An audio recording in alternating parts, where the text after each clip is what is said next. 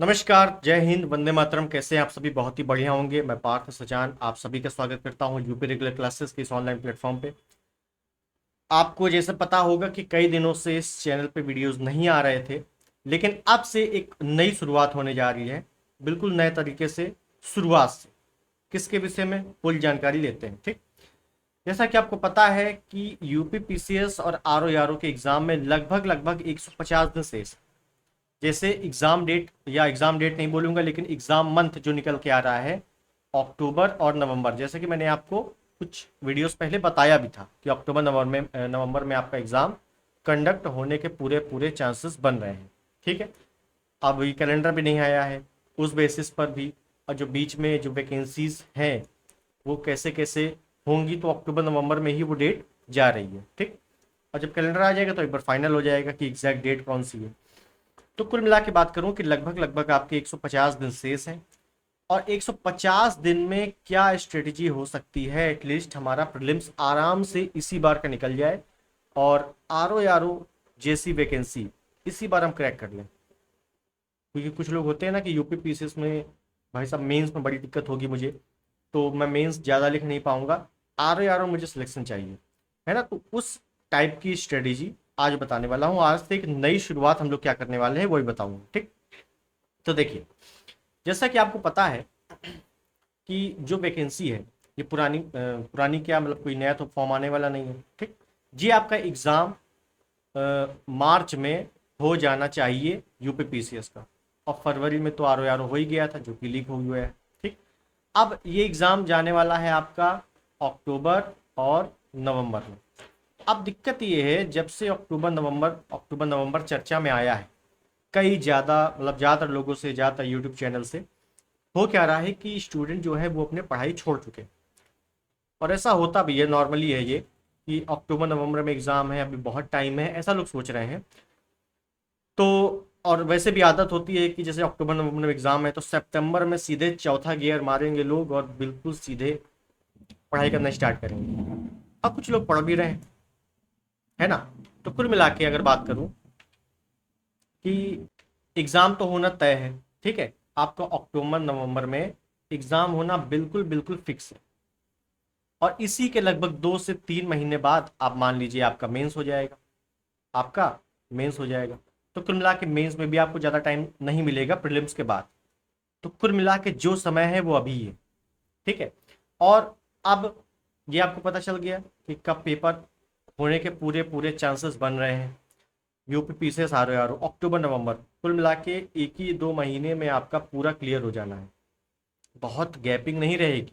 जो आप सोच रहे हो कि ये 1 महीने में हो जाएगा फिर 2 महीने बाद आरओ होगा, बिल्कुल नहीं। हो सकता है 20 से 25 दिन बाद ही हो जाए या 1 महीने बाद हो जाए, बस इससे ज़्यादा ऊपर डिले नहीं होने वाला है। अब इस पे हम लोग क्या करने वाले हैं उसके विषय में बात करते हैं, जिस पर्पज से ये वीडियो है, ठीक है। तो देखिए, तो हम लोग इस पे जो स्टार्ट करने वाले हैं इस वीडियो के बाद से, जो आपको रेगुलर मिलेगा वो है आपका पीवाईक्यू सीरीज। पीवाईक्यू सीरीज अगर बात करूं, घटना चक्र पूर्वावलोकन, पूर्वावलोकन। अब यही क्यों घटना चक्र पूर्वावलोकन का मतलब ये नहीं कि केवल क्वेश्चन आंसर छपवा दिया, ऐसा कुछ नो।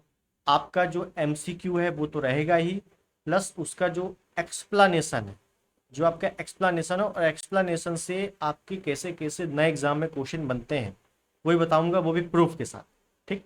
मान लो कोई 2020 में कुछ क्वेश्चंस आए और उसी को फिर 2023 में क्वेश्चन किस प्रकार से पूछे गए, जो आप आराम से पीवाईक्यू पढ़कर सॉल्व कर सकते थे, वो भी पूरा प्रूफ के साथ बताऊंगा, ठीक। अब पीवाईक्यू ही क्यों, पीवाईक्यू क्यों जरूरी है, सबसे बड़ा क्वेश्चन ये है। तो देखिए, अगर मैं बात करूं पीवाईक्यू की, आप ये मान के चलिए कि लगभग 60 से 70 क्वेश्चन, 60 से 70 प्रश्न आपके पीवाईक्यू बेस्ड रहते हैं। पीवाईक्यू बेस्ड किस में रहते हैं यही बताओ भाई साहब, क्या आरओ में रहते हैं या यूपी पीसीएस में रहते हैं? तो मैं बात करूं कि बोथ, दोनों में रहते हैं। आपको पता है कि आरओ में 140 नंबर की जीएस आती है और यूपी पीसीएस में 150 नंबर की जीएस आती है, जिसमें से लगभग लगभग 60 से 70 प्रश्न आपके पीवाईक्यू बेस्ड रहते हैं। कभी आपने देखा होगा कि कट ऑफ हाई चली जाती है, कट ऑफ डाउन चली जाती है, उसका सिंपल सिंपल अर्थ यही होता है कि अगर कट ऑफ हाई चली गई तो ये 60 से 70 प्रश्न हटाकर लगभग 75 से 80 प्रश्न आपके पीवाईक्यू आ जाते हैं। अगर कट ऑफ बहुत ही कम चली गई, इसका मतलब है कि जो पीवाईक्यू है वो आपका 50 से 55 ही आया है। ये आपको पता होगा, अगर आपने पेपर एनालिसिस नहीं किया है तो आप करके आप खुद ही देख सकते हो, है ना, किसी की बातों में ना आकर आप खुद चेक कर सकते हो। तो कुल मिलाकर जो बात है वो है पीवाईक्यू मस्ट है, आपके आर में भी, यूपीपीसीएस में भी। दोनों का जीएस पैटर्न सेम है, आर में बस हिंदी ज़्यादा है और यूपीपीसीएस में सी सेट है, बस और कोई फर्क ज़्यादा नहीं है। और आर में तो और आसान है कि प्रीलिम्स में भी एमसीक्यू है और मेंस में भी एमसीक्यू टाइप क्वेश्चंस हैं, ठीक, तो उसमें भी आपको बहुत आसानी हो जाएगी। तो कुल मिला के पीवाईक्यू अच्छे से कवर करना बहुत ज़रूरी है।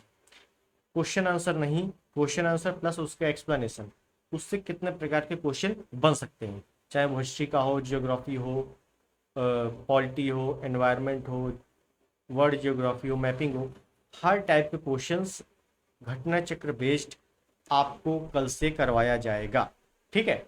मतलब इस वीडियो के बाद से आपको वो वीडियो मिलना शुरू हो जाएगा। तो कुल मिला के जो पीवाईक्यू सीरीज है, और आपको पता है लगभग लगभग जो अगर मैं मोटे तौर पे बात करूं, जो घटना चक्र सीरीज है उसमें आपके टोटली 12 से 15,000 एमसीक्यू हैं, एमसीक्यू।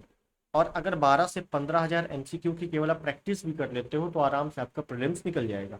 12 से 15,000 ये MCQ plus current affair, current affair भी तो जरूरी है, करंट अफेयर कर लो, हो गया काम खत्म। करंट अफेयर के भी आपके क्वेश्चन अच्छे आते हैं, जैसे आर में बात करूँ तो करंट अफेयर में आपके 20 से 25 क्वेश्चन आते हैं और यूपीपीसीएस में यही बढ़ के आपके 30 से 35 हो जाते हैं। तो करंट अफेयर का भी रोल अच्छा है, प्लस पीवाईक्यू का रोल बहुत ज़्यादा अच्छा है। तो पीवाईक्यू सीरीज 150 दिन आपके बचे हुए हैं, जैसा कि डेट मंथ निकल के आ रही, जो कि सत्य है, ठीक है, तो उसमें कोई डाउट नहीं है, बिल्कुल सत्य है।